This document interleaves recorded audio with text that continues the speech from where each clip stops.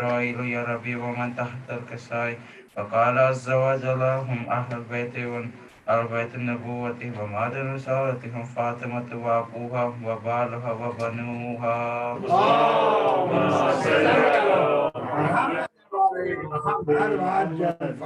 فقال جبرائيل يا ربي أتعسر لي أن أهبط إلى الأرض لأكون معهم سادسا فقال له نعم قد أذنت لك فهبط الأمين جبرائيل وقال السلام عليك يا رسول الله العلي الأعلى يقرأك السلام ويقصك بالتحية والإكرام ويقول لك وعزتي وجلالي إني ما خلقت السماء مبنية ولا عرش مطية ولا قمرا منيرا ولا شمس مزية ولا فلك يطير ولا بحر يجري ولا فلك يسري إلا لأجلكم ومحبتكم وقد أذن لي أن أدخل معكم فهل تأذن لي يا رسول الله فقال رسول الله وعليك السلام يا أمين وحي الله إنه نعم قد أذنت لك فدخل جبرائيل معنا تحت الكساء. اللهم صل على محمد وعلى محمد وعجل فرجهم. فقال للأبي إن الله قد أوحى إليكم يقول إنما يريد الله ليذهب عنكم رجس أهل البيت ويطهركم تطهيرا. اللهم صل على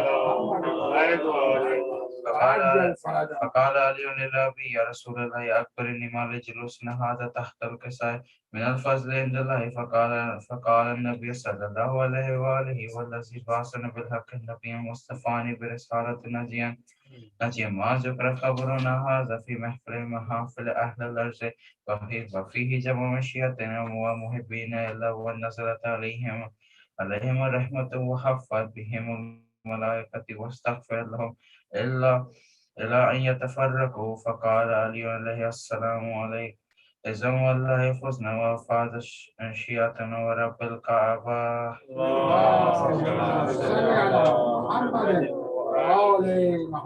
فقال برسول الله صلى الله عليه وآله يا علي والذي بعثنا بالحق النبي واصطفاني برسالة النجيم ما ذكر خبرنا هذا في محافل أهل الأرض وفيه جمع مشيئتنا ومحبين وفيهم محموم إلى وفرج الله همه ولا محموم إلى وكشف الله غمه ولا طالب الحاجة إلا وكسر الله حاجته فقال علي عليه السلام وإذا والله فزنا وسودنا وكذلك شيعتنا فاز وسودنا في الدنيا والآخرة ورب الكعبة. اللهم صل على محمد وعلى محمد وعجل فرجهم. ما شاء الله बेटा जी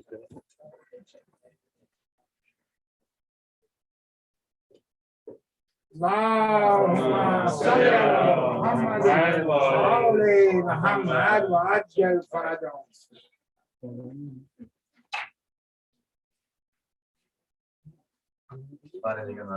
اللهم صل على محمد وعلى محمد وعجل فرجهم.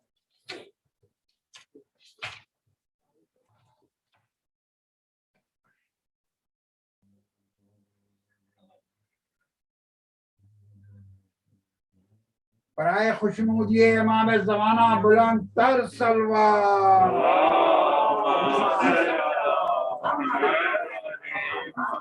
عجل فرجهم.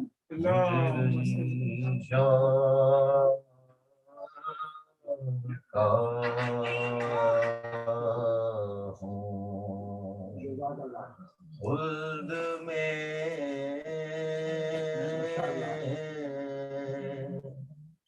ہے گھر میرا مجرئی شان کا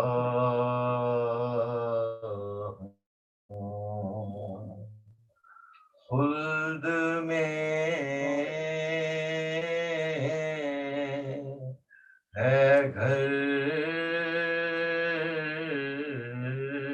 میرا منتظر ہو رہے ہیں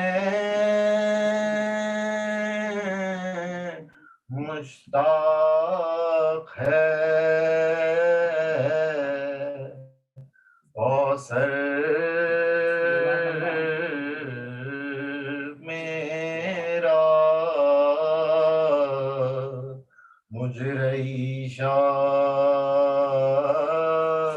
का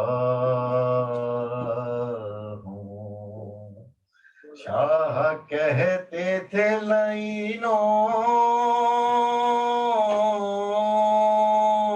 न सताओ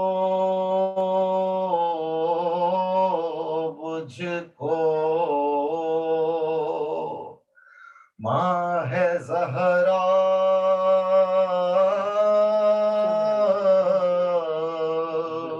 मेरी नाना है,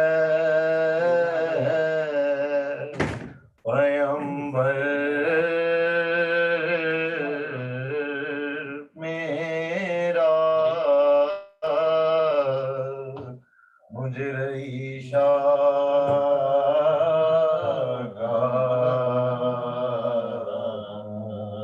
शाह फरमाते थे बस खाते जंग है आज, असर के बाद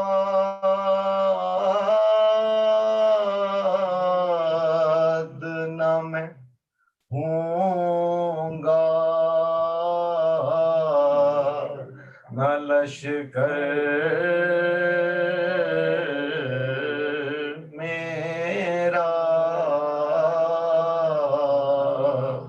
मुझे ईशा का। शिमर कहता था कि जब शाह की छाती पे चढ़ा कैसे मजलूमी से मुतदे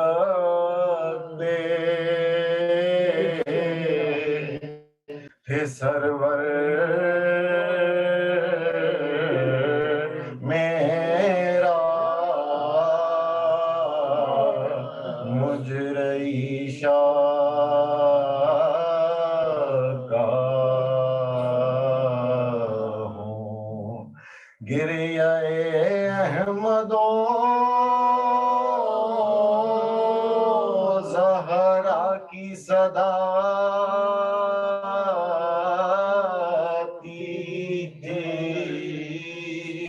पकड़ लेता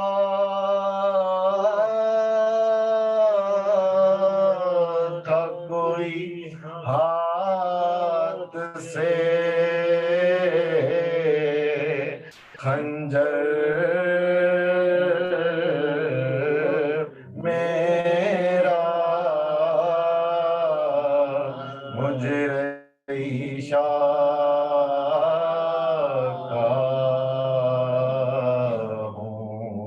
कट गए हाथ तो वो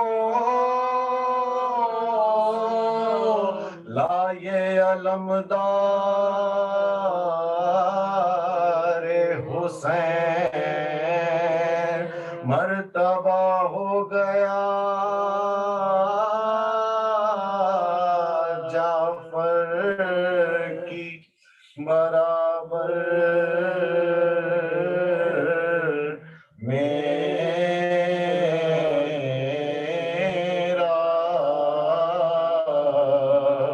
मुझे ईशा का हूँ। कहती थी बाली सकीना के बचाओ लोगो बदगोहर छीने लिए जाते हैं गौहर मेरा मुझे ईशा का हूँ।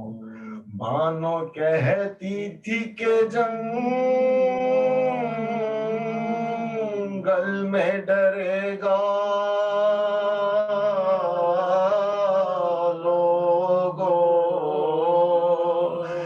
भी तन्हा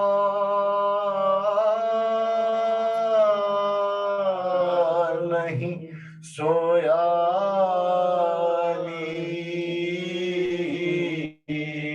असगर मेरा मुझ रईशा का हूँ। रोके बानों ने कहा पिछले पहर जिंदा में दूध पीने को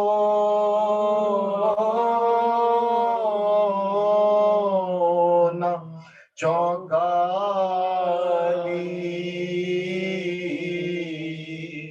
असगर मेरा मुझ रईशा का हूँ। जो कोई पूछता क्या सिन था तो कहती बानो 6 महीने से भी कम था अली असगर मेरा मुझ रईशा का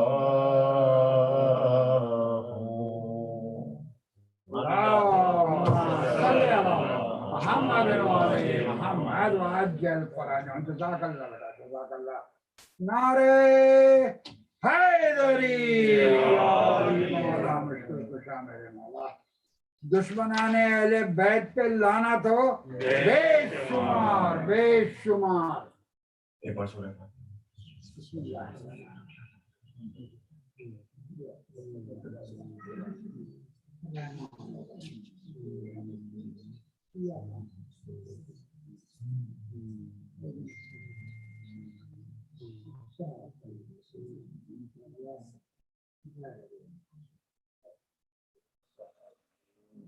Allah.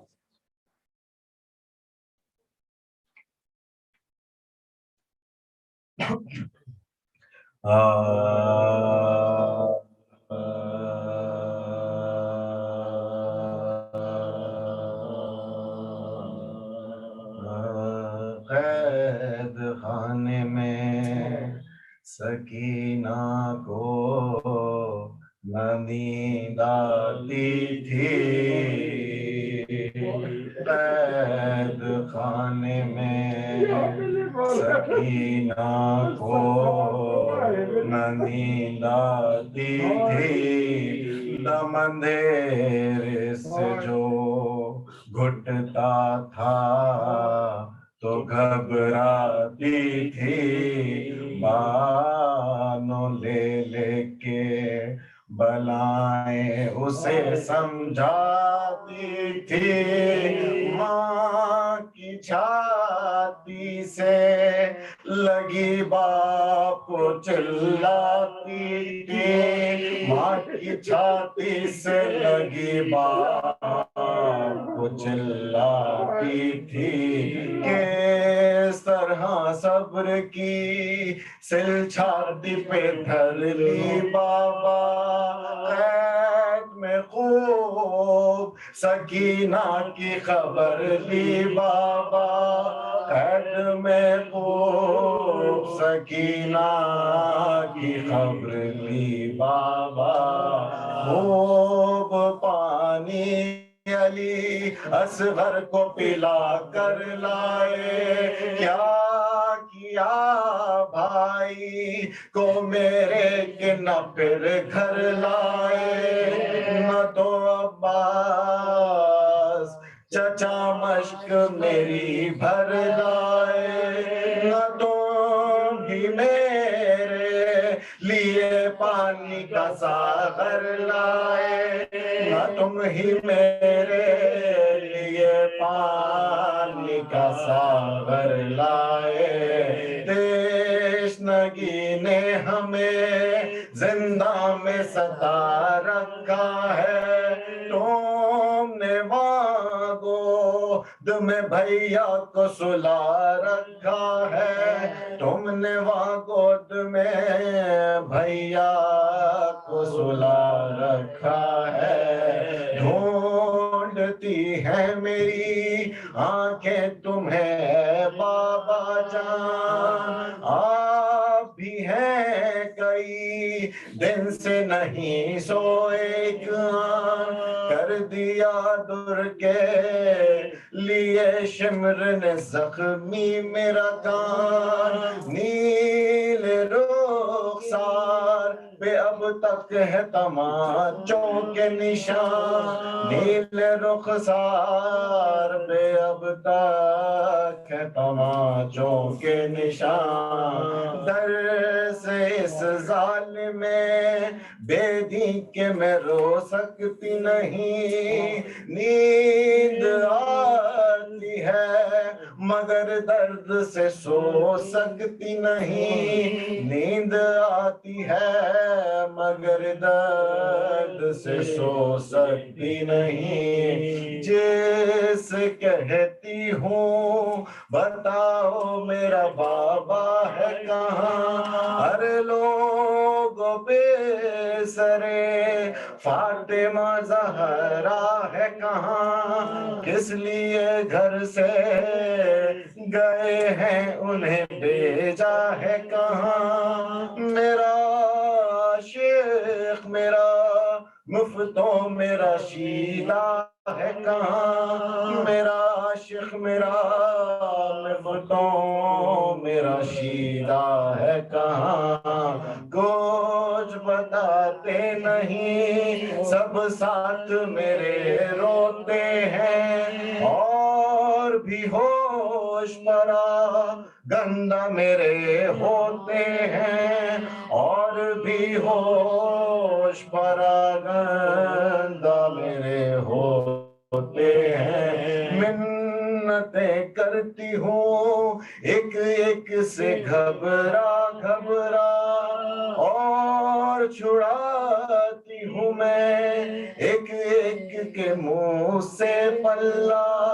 कोई कहता नहीं अब आता है तेरा बाबा, जल्द लो निकर बेटी की खबर बहर खुदा, जल्द लो आन कर बेटी की खबर बहर खुदा। फिरते अंधों से हैरान परेशान हूँ मैं, कैद खाने में कोई आन की मेहमान हूँ मैं, कैद खाने में कोई आन की मेहमान हूँ मैं। पहले ही आपने मुझको न हिलाया होता, दिल में 100 बार न छाती से लगाया होता, अपने सीने पे न रातों को सुलाया होता। उठ जाती तो नाज़िन हार मनाया होता, रूठ जाती तो नाज़िन हार मनाया होता।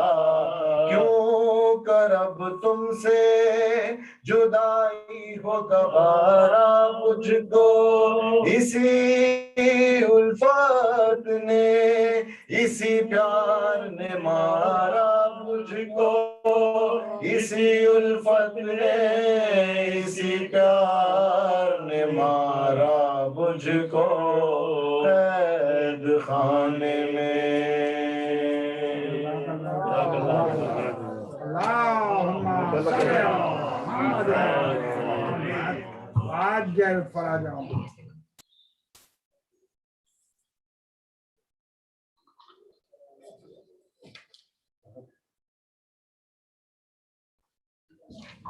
ये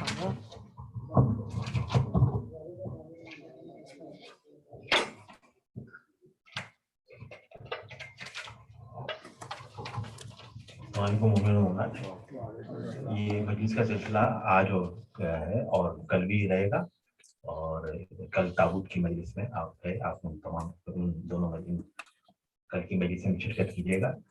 And I would like to thank Sheikh Mudarris, who, even though he had a very busy schedule, but he spared some time for our society to address the majlis. And so I would like to request please come forward and address to the majlis.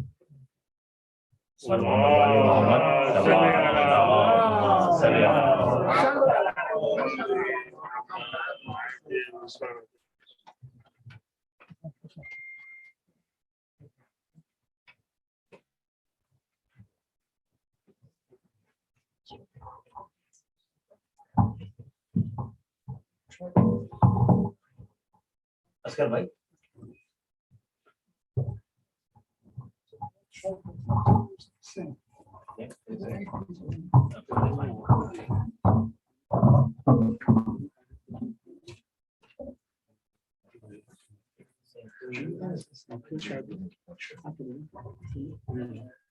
والمحمد वाले Mohammad सलवात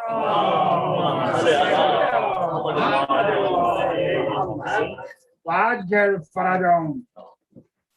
السلام عليكم ورحمة الله وبركاته.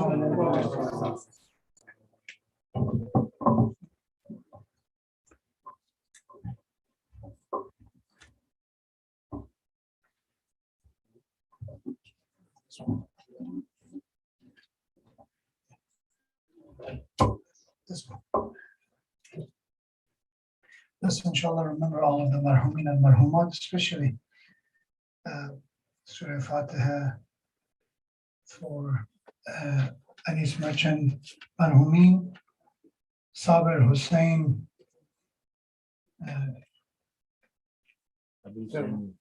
Sabir Hussein and Shirin Banu and Firuz Merchant, Yasmin Merchant, Pyar Ali Agarwala, Barakat Ali Agarwala, Bahadur Ali Agarwala, Mirza Muhammad Abbas, and also brother of our respected brother Askar Beg, marhum Mirza Kamal Ali Beg, who passed away in India.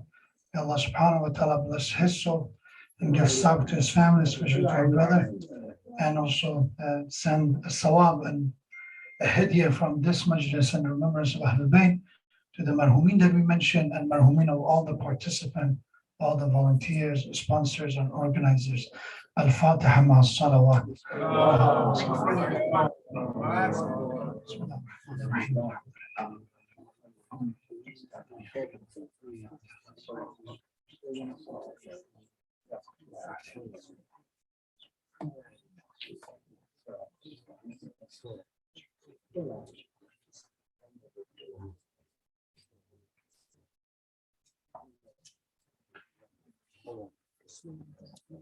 Inna lillahi wa inna ilayhi raji'un. Ya Allah, bless this one, inshallah. Before I start, it's a tawfiq and honor to be with my respected brothers and sisters of Fatima Islamic Society. For me, always the priority is to serve the mu'mineen in our community, and for me, Fatima Society is my community is not considered. I'm not considering myself a guest when I come here. Alhamdulillah, history goes years back, and inshallah, we pray to Allah subhanahu wa ta'ala that the brotherhood and unity among all of the mu'mineen, all the Shia of Ahlul Bayt, inshallah, are strengthened and increased every day with another salawat ala Muhammad wa ala Muhammad.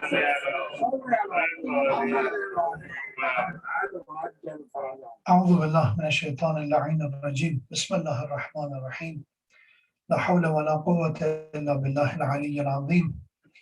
الحمد لله رب العالمين والصلاة والسلام على أشرف الأنبياء والمرسلين العبد المؤيد ورسول المصدد المصطفى الأمجد المحمود الأحمد أبي القاسم المصطفى محمد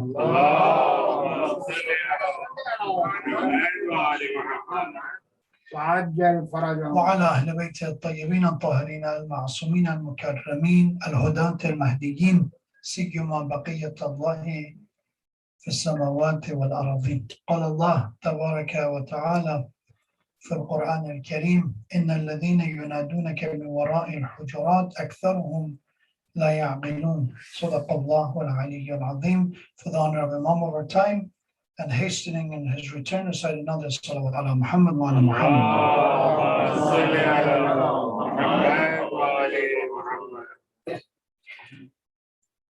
One of the chapters of the Holy Quran, which I believe is as relevant as we can find to our daily lives. There are other verses of Quran that they're more specific to a certain aspect of our lives. For example, there's in Surah Nisa, Allah talks about inheritance right, about women's right. It's about a part of our lives. Or another chapter, like for example, when we look at Surah Tawbah, Allah subhanahu wa ta'ala talks about those who are very open about their animosity toward God, toward the Prophet of God, and how is the way that we should deal with it. But Surah Hujurat is specifically about our daily lives, how to treat one another, how to treat the Prophet of God. It's about ethics, it's about akhlaq. That's why Surah Hujurat is known as the encyclopedia of akhlaq in Quran. If you want to know a short chapter, there are 14 verses in this chapter, not that long. But every verse is addressing an issue, which even till this day, that issue is still in some shape and form, the Muslim Ummah and our communities are dealing with. The first one, Allah subhanahu wa ta'ala, the first verse of this surah says, Ya ayyuhalladhina amanu la taqaddimu bayna yaday Allah wa rasulih. O believers, O people of faith, do not venture ahead of Prophet, do not advance the Prophet of God in a matter of religion, obey him. In other words, what he says about religion, it is religion. Anything you try to add to what he says and try to attempt some kind of creativity with it, it becomes a problem in the principles of faith. And the methodology, let's say, for example, we have a mic, right? We have live broadcasting. These are nothing to do with the core. The core is not going to change. The belief in oneness of God, Tawheed, is not going to change, even if it's going to be thousands of years after Prophet. But the issue is that we see even at the time of Prophet, even we find some narrations which are very dangerous. And this is, by the way, the difference between a lecture that we hear in one place to another. There's a narration, Imam Ahlul Bayt said, when you listen to someone, it is as if you are worshiping them. Why? Because you give your ears and your mind to them. So you're putting yourself under their knowledge and influence. So it's important to be mindful of who are you in some relative form as an analogy. Who are you worshiping? Who are you listening to?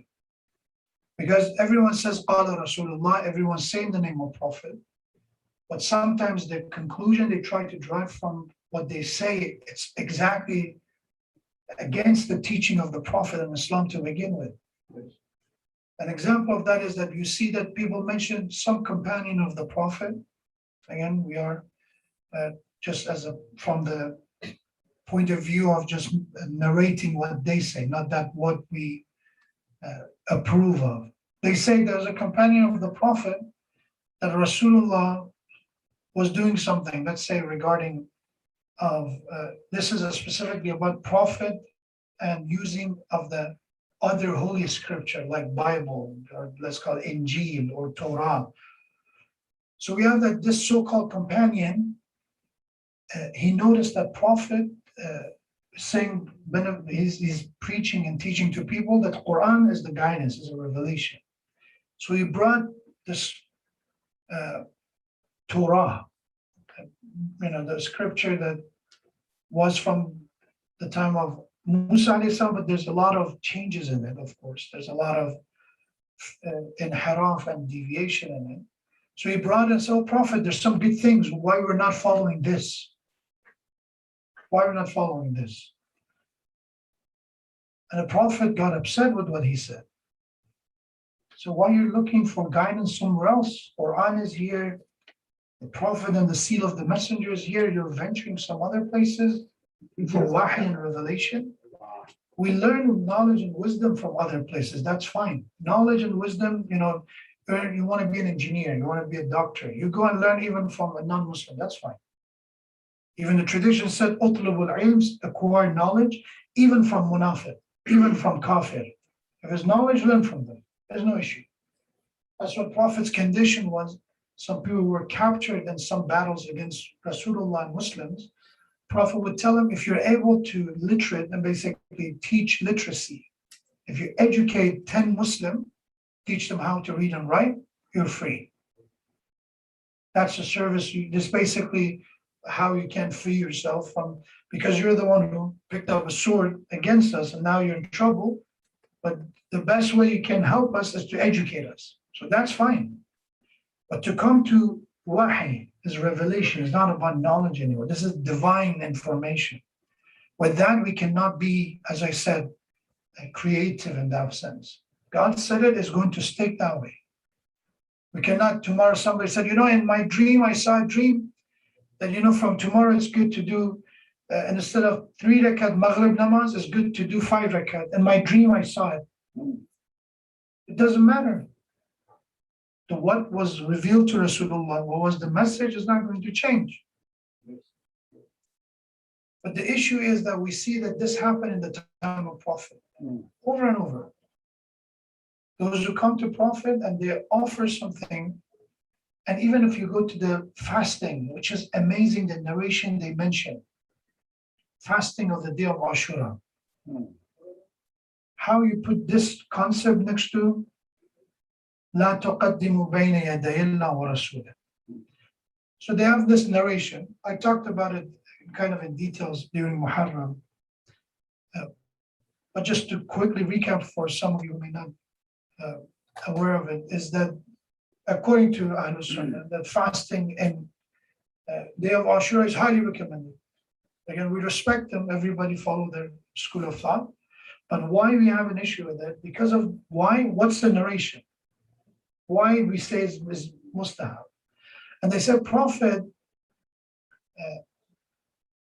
he was not fasting on the day of Ashura. And by the way, Ashura doesn't mean the day of Shahada, what I'm saying. Ashura means the 10th. The word Ashura is 10th. Ashura in Arabic means 10. Ashura is the 10th. The 10th of Muharram in this case. So Prophet came to Medina, and people around Prophet told Rasulullah that they're not the Yahud of Bani Qurayza, the neighboring Jews of the Medina, they're fasting. And Prophet asked, this is the riwayah that it's kind of, the underlying concept of it is a bit problematic. Then Prophet asked why they're fasting. Said because they believe this is a day that Allah saved Musa alayhi salam and Bani Israel from the Pharaoh. So to show the gratitude and appreciation, they fast. And then Prophet said, we are much closer to Musa alayhi salam than they are. I'm a prophet of God, I'm brother of Musa alayhi salam. So we're going to fast from now on too. Following what they do, we do it too. This has a lot of issues. Just go with this concept that we're just going to pick stuff because they seem, because they do it and we're going to do it as a problem. Because Quran said, وَمَا يَنْطِقُ عَنِ الْهَوَىٰ. Prophet doesn't speak out of his whims or whatever he likes. إِنْ هُوَ إِلَّا وَحْيٌ يُوحَىٰ. He says the wahi, the revelation. If he's being commanded to say something, he says, otherwise he doesn't. This doesn't say that. It says he asked, he didn't know about something, he discovered it, he liked it, he adopted it. And that's why in the other narration also the issue still persists. That even as in the other books of hadith, there's not that many. There's the major one that they say and they emphasize so much on fasting of it is this hadith. But there are other hadiths that they say, they referring again to the other books of Ahlul Sunnah hadiths, is that they said Prophet was fasting the 10th, the Ashura, before the revelation of the verses of Ramadan. After the verses of Ramadan came, Prophet stopped. He didn't fast it anymore. And it has been narrated from Rasulullah's wife, Aisha, that she says that after revelation of verses of Ramadan, Prophet did not fast on Ashura anymore. So how are we going to bring these two traditions next to one another is the issue. So لا تقدموا بين يدي الله ورسوله means do not advance the Prophet, just follow what he says. The issue is that everyone attribute different thing to Prophet. That's the issue. Everybody say their own version of the story, right? That's the greatest struggle, that maybe some wars are over, but one thing that is not over and is still happening every day is the war of these different reports. There's two opposition, one says other, one says another, and we're struggling to find the truth here. So what I would say, let's listen to a word of wisdom from Quran and the teaching of the Prophet sallallahu alaihi wasallam.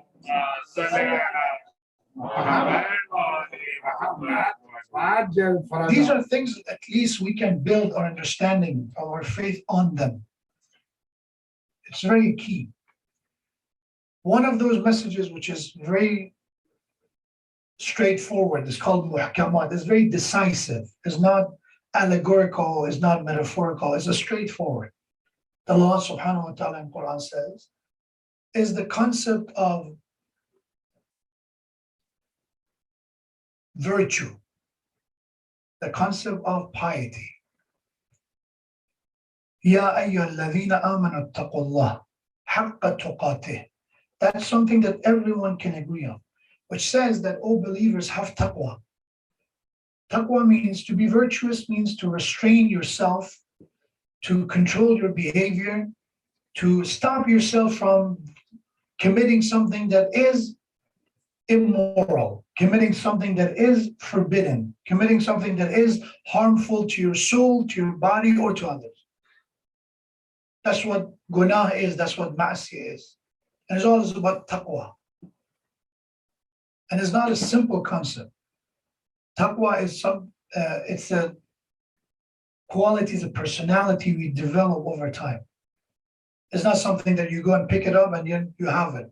Every day we either increase our taqwa or we decrease it. We hardly stay on the same level even. That's why the traditions of Ahlul Bayt, they call muttaqeen. There is a, which I encourage every one of you to read it, is in Nahjul Balagha of Imam Ali alayhi salam, there's khutbah muttaqeen, right? In Quran, Allah said muttaqeen, the virtuous, the one who have taqwa, and then Allah gives us general description of them. Who are muttaqeen? الذين يؤمنون بالغيب ويقيمون الصلاة ومما رزقناهم ينفقون. In the beginning of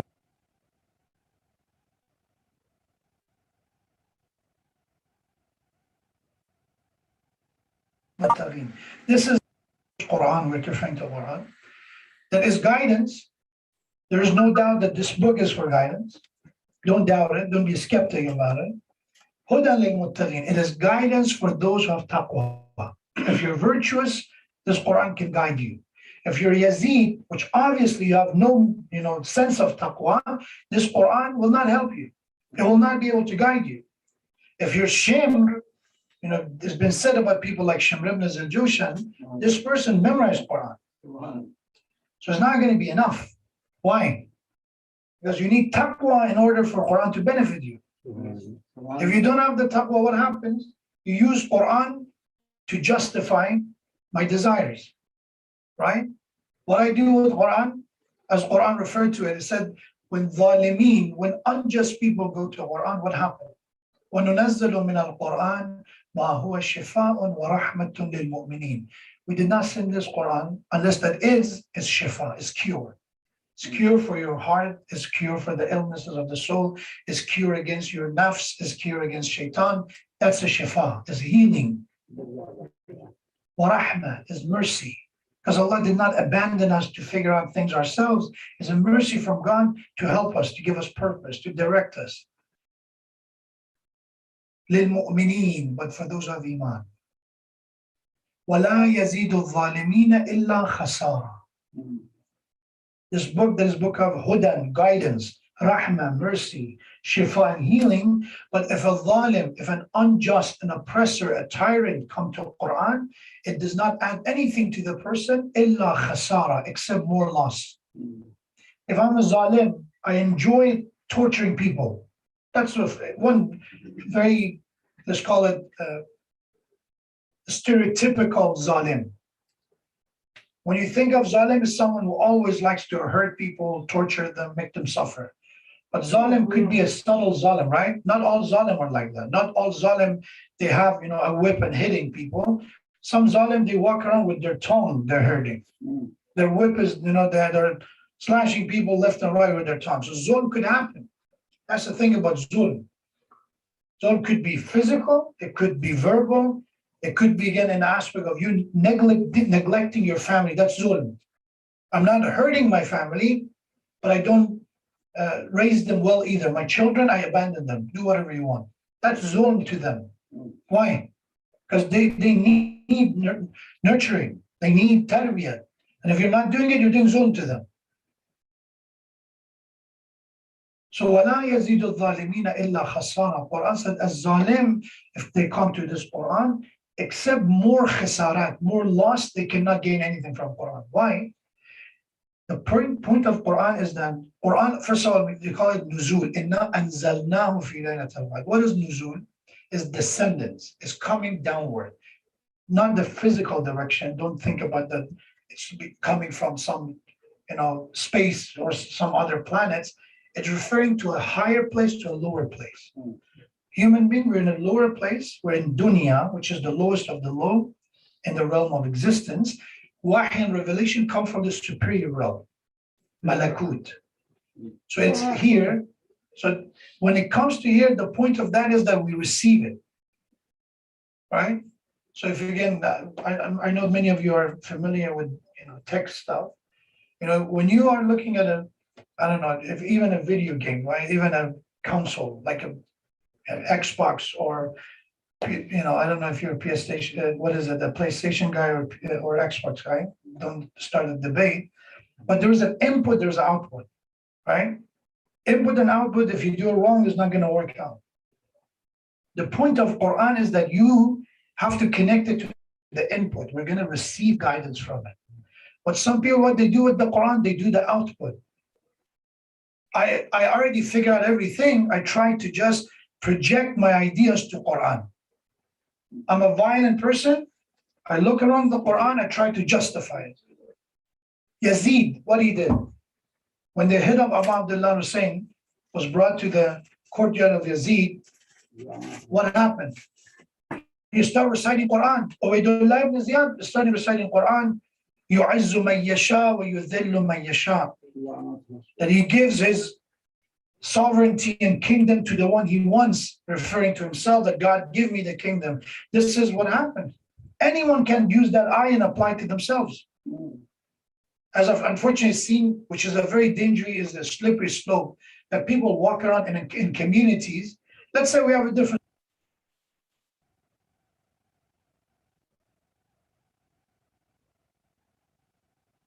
on the core issues, on matters that they are not usul.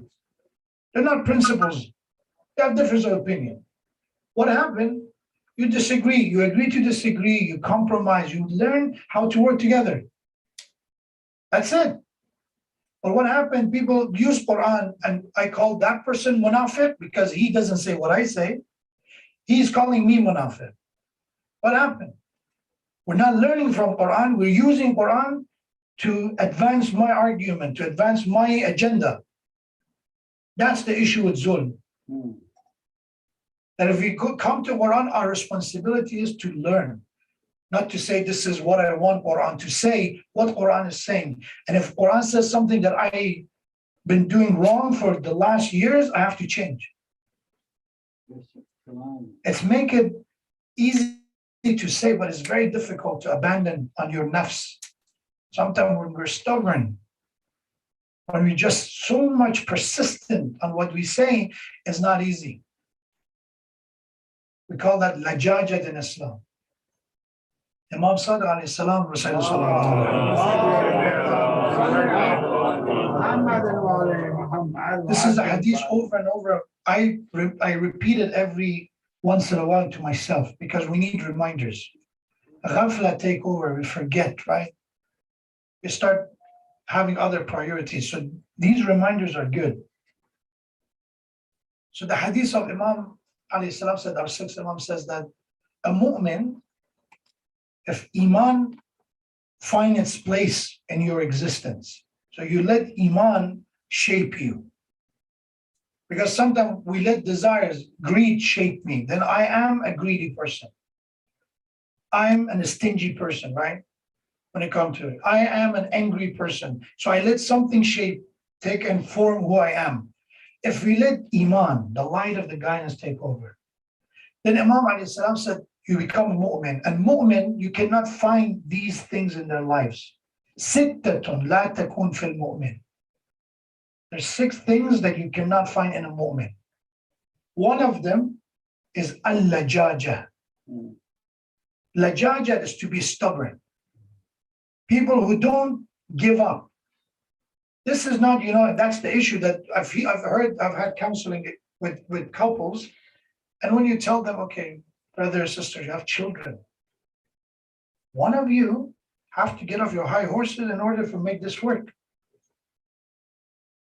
One of you have to, again, forgive. One of you have to be able to be the bigger person, right? And I'm not going to say to them to be the bigger person because then it will be another fight. I'm the bigger person, right? And then the answer I hear is, which sometimes concerning, is they use the slogans of religion to justify their stubbornness.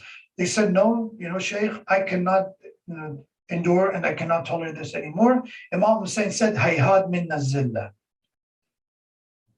That I will not accept misery, I will not accept humiliation. But when you say that, who Imam Hussein said this sentence to? To his wife? To his brother? Or to Yazid? So you're calling your wife or your husband a Yazid? Good job. This is going to work out for sure. What do you think is happening? Is going to happen? This disaster is when we use religion to mask our flaws. And then what happened? The other side start distancing themselves from religion. I don't want this. Person uses religion to just advance their argument. When is it going to happen? Al-Lajaja, Imam Sadiq alayhi salam said, you will not find in the moment. That's number one. Stubbornness are people, again, they're not ready to forgive. They're not ready to accept. They're not ready to hear other people. If I entrap everyone, if I never agree that maybe I'm wrong, because except Rasulullah, except Ahlul Bayt, no one have all the answers. Our knowledge is limited. Even a mujtahid, a marja, they give a fatwa, they give a ruling, and at the end of the ruling they say, Allahu A'lam. I studied for 40 years, 30 years, 50 years. This is my opinion in this matter. Is it halal or not? Again, my opinion is based on years of experience and study. But even when I just give this opinion, at the end I say Allah is the most knowledgeable, Allah knows better. And then someone comes, they listen to 2 majlis, 5 majlis, 10 majlis.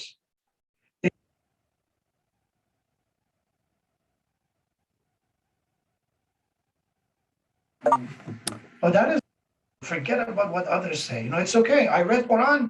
I'm telling you, this super confidence and overconfidence to religion means that I'm going to carry the burden of your responsibility. Your sin is on me. When somebody asks me, is it halal or not? If I say, this is what that alim says, this is what that, mujtahid says, you're saying that an expert is saying this, so the responsibility is on them. But when I say, I'm telling you, do it, I'm telling you, eat it, I'm telling you to do it, then it means it's on me. And I truly cannot carry sin of anyone, Quran said, وَلَا تَزِرُ وَازِرَةٌ وِزْرَ أُخْرَى. You cannot carry somebody else's sin. What happens? You will reduce in good deeds because you commit another sin. So how we can reconcile this concept? Lajajat.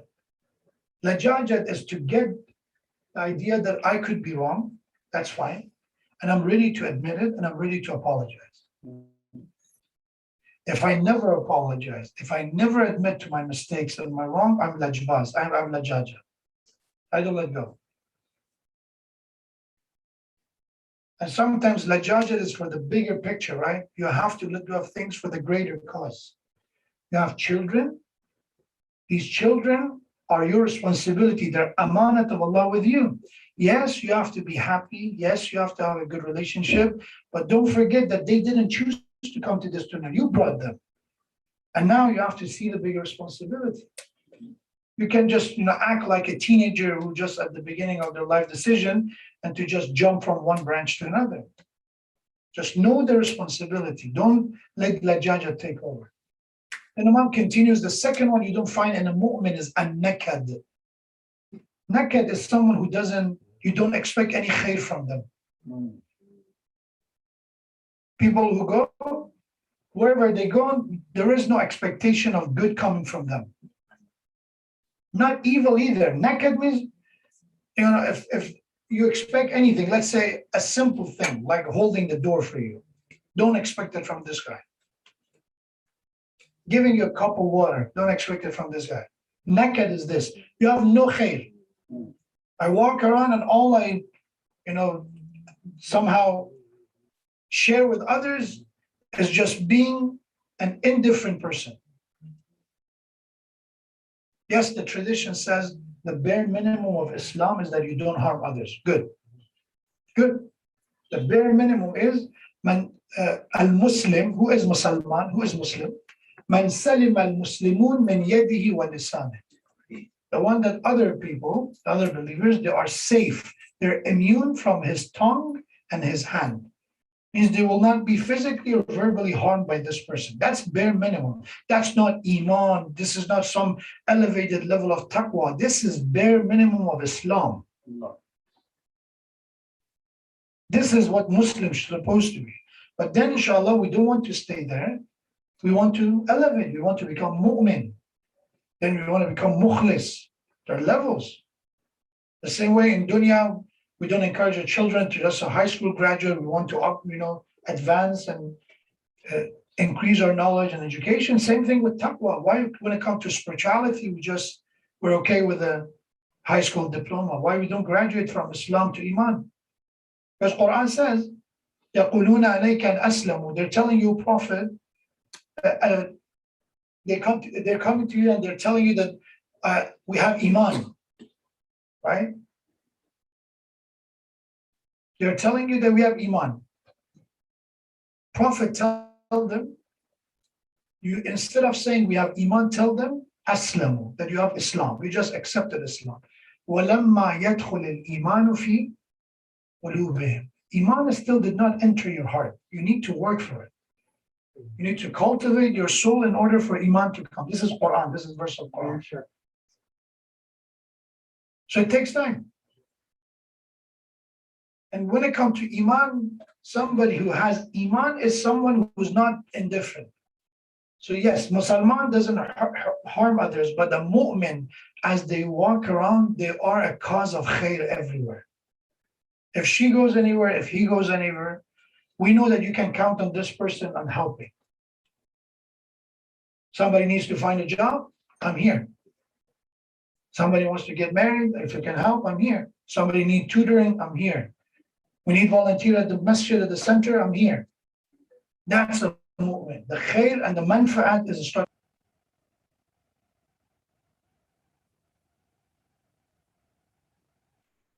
People, because what happens, sometimes to me it happens as well. I put my hands in my pocket, I go to center, I don't touch anything, not because of COVID, by the way. It's because I don't want to interfere, I don't want to involve myself. I don't say anything, I don't do anything, I go and I come back. I do nothing. It's again, bare minimum is better than people who go and their hand is out of their pocket and God forbid they gossip and they do ghaibat and they try to cause fitna. Oh, do you know what he said about you? Do you know what he said about you? It's better than that, but that's not ideal. What's ideal? Ideal is the one who goes in the community, like the way of Ahlul Bayt, like the way of the companions, like the Ashab of Rasulullah. You think that Salman and Abazar and Miqdad and Ammar, when they were going, they were the one that do nothing in a corner sitting? They were the one you can call on them. That we have about Imam Ali, he was outside his house in the middle of the scorching heat. And they asked him, why are you not inside? It's too hot. And Imam said, I'm looking for someone if they need my help and maybe they're embarrassed or shy to knock at the door. I'm here that I can offer help. How many stories we heard about a woman who ran away from her house and she came to Imam Ali and said, Ya Ali, help me. And Imam did. And the husband pushed Imam Ali. I don't want to repeat the same story. He didn't say it's not my business, I'm going to stay out of it. He did his part. Just be smart about it. We're living in a different society. Do not interfere with something that legally put you in trouble. Don't be a policeman in the middle of a situation that you shouldn't be. But in other circumstances, let's say there's an issue, if you can help, do it. I know in marriage, people are scared to help, to even introduce people, families to one another. We're so scared. Why? If it's good, they say we did it. If it's bad, they come to the person who introduced us to this family. So we say it's better to just, don't give ourselves a headache. I'm telling you, life is about headache. There's nothing we can do without possibility of something happening. So you say you shouldn't drive because you could get into an accident, right? Based on that standard, we should not, spend money on a college education. Maybe you don't find a job related to that major. There's always a possibility of things going other way, but you don't do it. Why? Because the chances are that inshallah you're going to succeed. You have the hope. You have husn zan. You have that, optimism that's going to work out. So let me finish that hadith. Inshallah, we continue the rest tomorrow night. Imam said you cannot find in a mu'min lajaja, the stubbornness. Number two, you cannot find nakad, being bi khair, without khair. A mu'min has khair. And again, if you want the example, the lives of Ahlul Bayt are so many of them. That Imam Ali was with the orphans, helping the orphans. He's with the Qambar. We have that Imam Ali in his lifetime, he freed 1,000 slaves from his own money. So he's just looking around to help. If they're widows, that they don't have anyone to support them, he's there. If there's a matter of knowledge and education, sitting with Salman, who's not Arab and is being somehow discriminated against, he's with Salman. He's everywhere. And we should do what we know. If we don't know, if you don't know how to do it, don't do it, by the way. Don't cause more damage than good. That's important. But if we know it, then we should. What's my expertise? What's the level I can benefit my community? The third one, Imam alayhi salam said, you don't find in a mu'min is al-hasad, jealousy. A mu'min will not be jealous. The more iman it gets, the more you understand anyone who has anything is not going to hurt you. It doesn't matter how much they have. It doesn't matter how much you don't have. Everything is in the right place. This is my risk. I believe in it. لا تسقط من ورقة إلا يعلمها. In Ghufayla prayer, the ayah of Quran we recite, what do we say? So a leaf will not fall from a tree without Allah's consent, without His knowledge. So if a leaf, and there are billions and billions and trillions of leaves, falling every year, every season, we know this is happening. Allah said every single one of them we know. وَلَا حَبَّةٍ فِي ظُلُمَاتِ الْأَرْضِ. Just know the meaning as you do Ghufayla namaz, think about what you're saying. It should calm us down. We had a very hectic day, it was a competitive job market. You try to do this, you try to make money, and then I've noticed that there's some sisters, they're married, they're now concerned about what happened if I get divorced, what happened if my husband leaves me. There are a lot of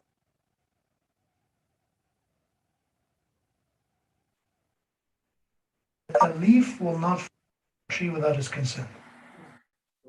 I do my part, I do the sa'i, and that's what it is. I cannot do more than that. لَيْسَ لِلْإِنسَانِ إِلَّا مَا سَعَى. We do strive, we do try, we don't sit, as Quran said, "Maghlulatan ila unuqik." You don't tie your hand and sit, idle and do nothing and say, "Ya Allah, send me heavenly food." You don't do that. You actually strive. You actually do harakat. You move. But the result, again, sometimes they do all their efforts and they don't make money close to someone else. It is the way sometimes life is. I can make my life, make myself and my family miserable because I always say it's not enough. Look at him, look at how they live, look at their vacation, look at their car, look at that.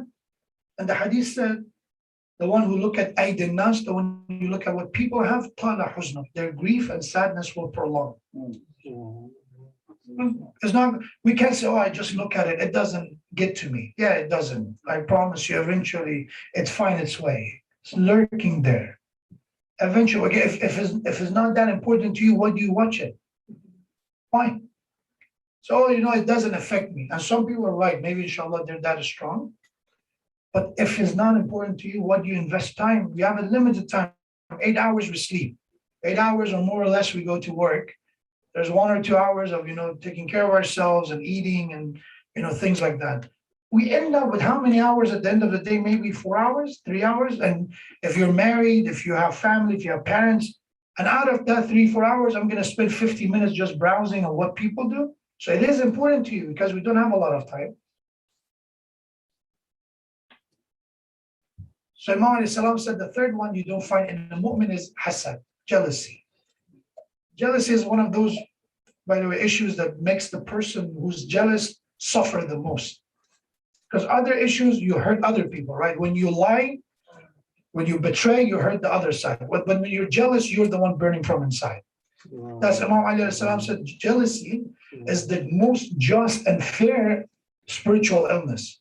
Because you pay the price before anyone else. It hurts you. The fourth one, Imam alayhi salam says that you cannot find in a mu'min is al-kadhib, lying. A mu'min doesn't lie. A mu'min is a man of his or her word. If you say it, it's truth. Haqq. You don't twist it, you don't try to work around it, it's truth.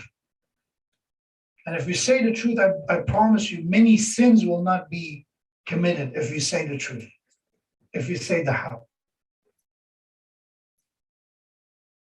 So that's the fourth one. The fifth one, Imam alayhi salam said, you don't find in a mu'min is al-baghi. What is baghi? Baghi is transgression. Is a form of oppression to others. Because zulm could be to ourselves. We can do zulm to ourselves, as I said. You're sitting all day, do nothing but watching TV, you're doing zulm to yourself. God forbid, I'm hurting myself with smoking, with drinking, I'm doing zulm to myself. But baghi is about others, is a zulm that is to others. A mu'min will not do zulm to others. The final word of Sayyid al-Shahada is what? To Imam Zain al-Abidin, the final wasiyah. The final word of Sayyid al-Shahada. Remember that. This is the final wasiyah of our third Imam to his son, Imam Zain al-Abidin. He said, my son, Ya bunayya, iyyaka wa dhulm. I'm warning you about injustice. I'm warning you about zulm, but especially man la nasira lahu illa Allah. Especially a zulm and injustice to someone who has no supporter beside God. Because sometimes you do zulm to someone and they have a lawyer. Good luck doing zulm to them, by the way, right? You do zulm to someone that they have a social group, they have someone who back them up. Still a zulm. But the magnitude of zulm is not going to be the same as someone you do zulm to them and you know they have no one. I tell people about their spouses. Their wife, especially in our culture, many of us were immigrants, many of us would come and we have no in-laws, and that person has no one except us. That's the sad part. Or your husband or your wife. Sometimes the husband is the one who moved here and has no family member, and sometimes the wife is the one. It's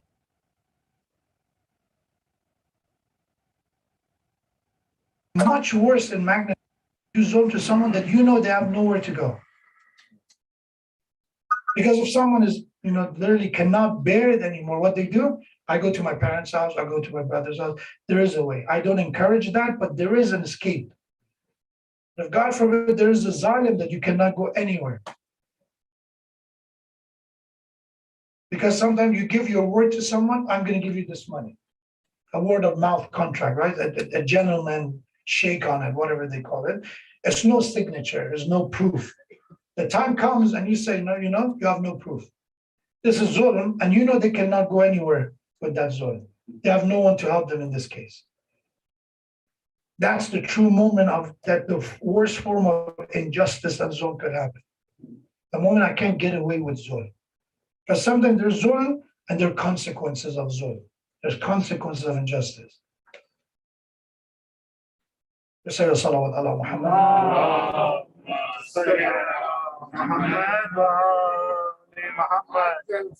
And the final one, Imam alayhi salatu wasalam, refers to, again, the 6 issues that you cannot find in a mu'min, in a qalb of a mu'min. Imam alayhi salam said, I mentioned that there is the lajaja, there is the jealousy, there is the lying, there is the transgression. These are all of them that you cannot find. One of the illnesses of the heart you don't find in a mu'min, which I would say it's specifically relevant to our time. There's another surah.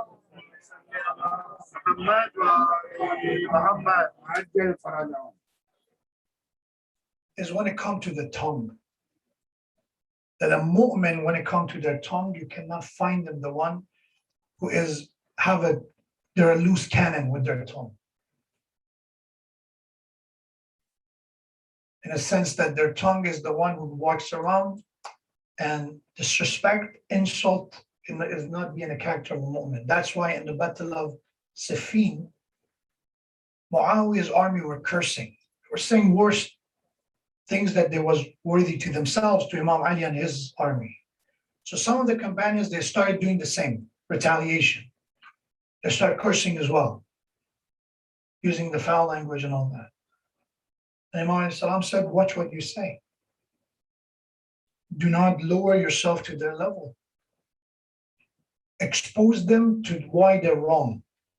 Tell them their zulm, tell them the injustice, tell them the discrimination, but do not curse in the sense of using the foul, the vain talk.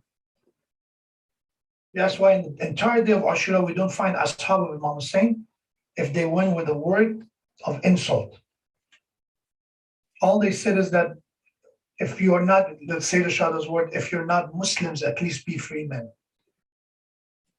That the reason you don't hear the word of haqq is because your stomach is filled with haram. But it's not a bunch of just cursing. That's why tongue, it could be one of the major reasons of the punishment of Allah. Why? Because sin of tongue is the easiest one. It's easiest. Any other sin, you have to go outside and do something, right? Let's say if you want to steal, right? You actually have to, I'm not teaching you to be a good thief, but again, a thief, I need a plan, right? You need to plan, there's a lot of stress, there's a lot of anxiety until you steal something, you don't want to get caught. But with the tongue, people walk around and they put a seal on people's abaru and honor. Based on a gossip that someone says, they said, oh, he is like this. To a point that Islam said, if you target a believing woman, because their integrity and honor is very different level from men. If you target a mu'min woman, a Muslim woman, and you say and accuse him of something, and for whatever reason, again, you're not able to, prove it. In most cases, you cannot. How you can find 3 witnesses, eyewitnesses, or so on, you will be punished. There will be capital punishment for the one who accused the mu'min woman of indecency. But the tongue is easy. Right now, with cell phones, with the text, with everything, is much easier to let this loose cannon take over. So be aware of that our iman, we don't destroy the good things with the tongue. May Allah subhanahu wa ta'ala help us to eradicate, get rid of all these 6 issues that Imam Sallallahu Alaihi Wasallam mentioned in our lives, especially when it comes to lajajat, when it comes to the stubbornness.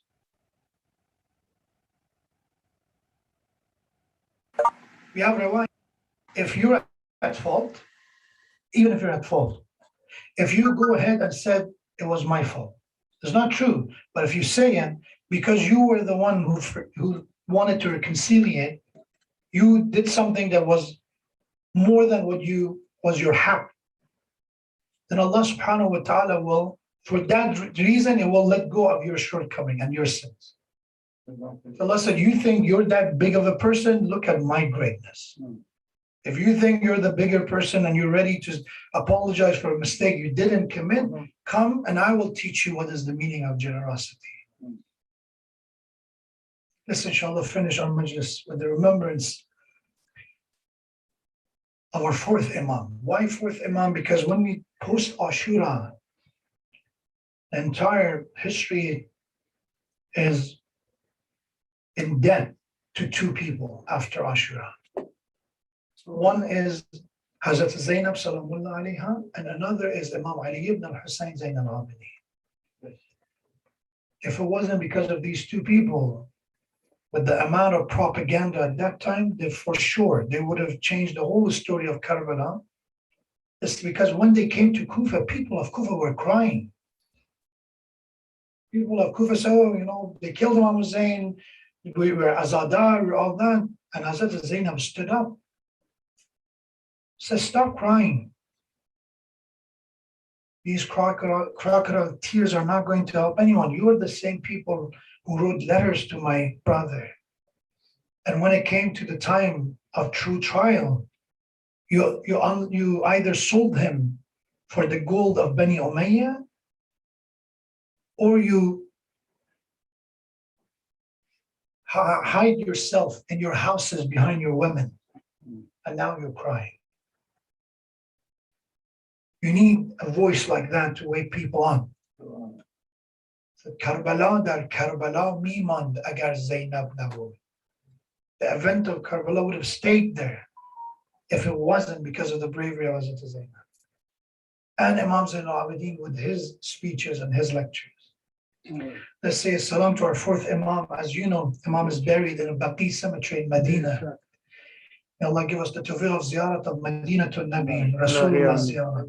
Inshallah, the ziyarat of Ahlul Bayt and ziyarat of Imam Zain al-Abidin, inshallah.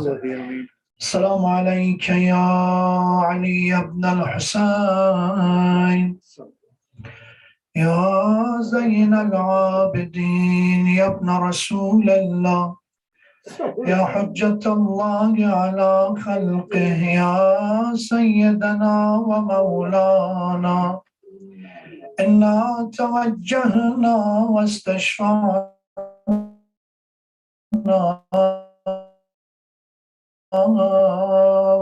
إلى الله وقدمناك بين يدي حاجاتنا. O honorable before God, we're calling Allah in your name. Ya wajihan inda Allah, ishfa' lana. One more time. Ya wajihan inda Allah, ishfa' lana.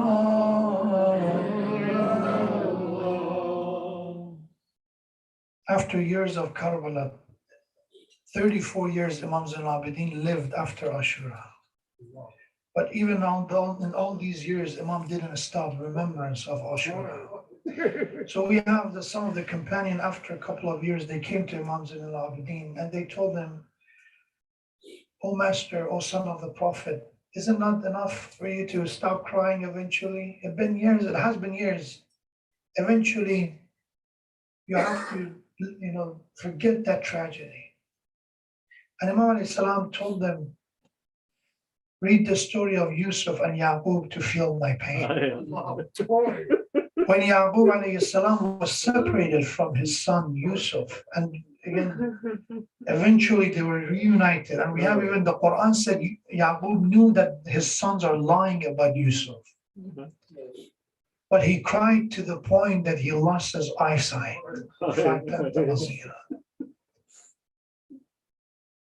And Allah in Quran doesn't question Yaqub's grief. It doesn't say, Yaqub, why you're crying. He understands the love between Yaqub and Yusuf. How do you want me to stop crying when in one day, not only my father, but I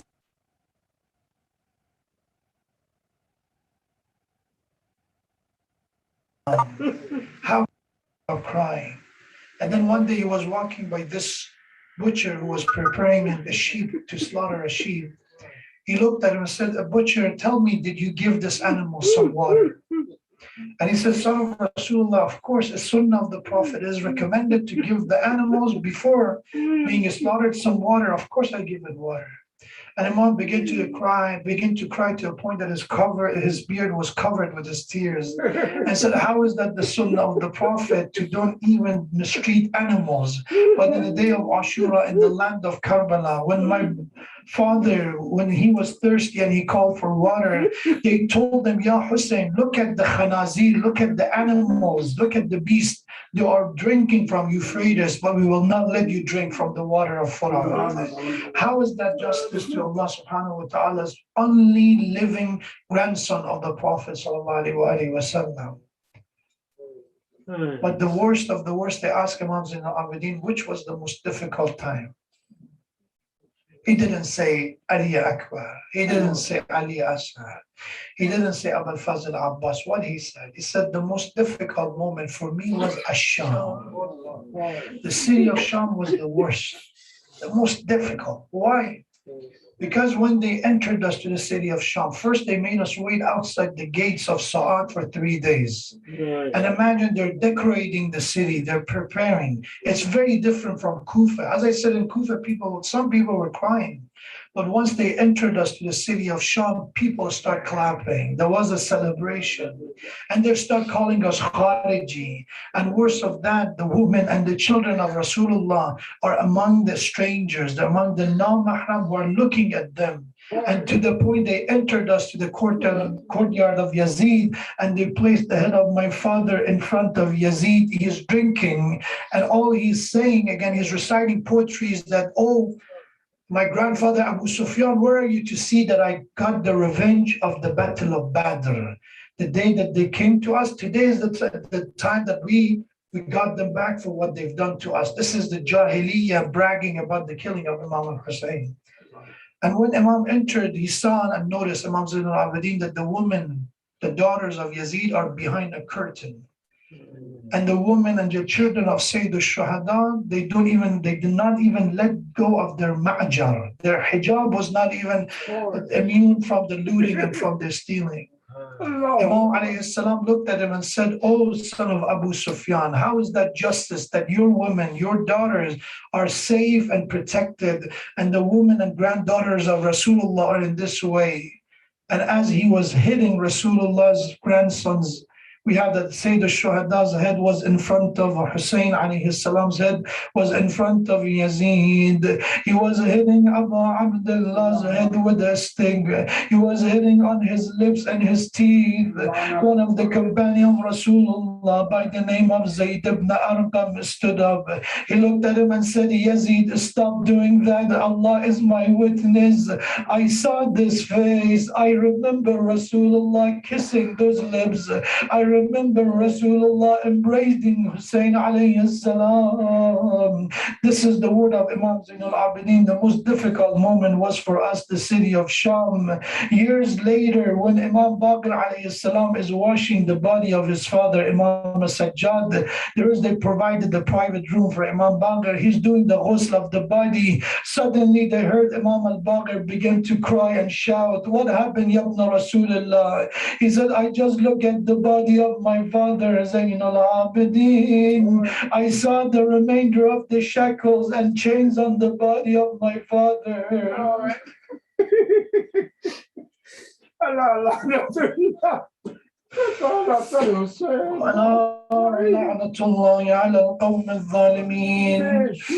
At least at that moment, Oh Zainul Abidin alayhi salam, Imam Bakr was by your side. He was the one washing the body of his father. But at the final moment of Gharib Karbala Hussein, as he opened his eyes, there is no brother like Abbas by the side of Hussein. There is no one of companions by the side of Abu Abdullah. As he opened his eyes, he saw وَالشِّمْرُ جَالِسٌ عَلَى صَدْرِهِ. He saw that Shimr is sitting on the chest of Abu Abdullah. Zainab is watching from Tall Zainabiyah. We have that Imam al-Hussein looked at Zainab and said, my sister Zainab, irji'i. Return to the camp, return to the tent. You shouldn't see this.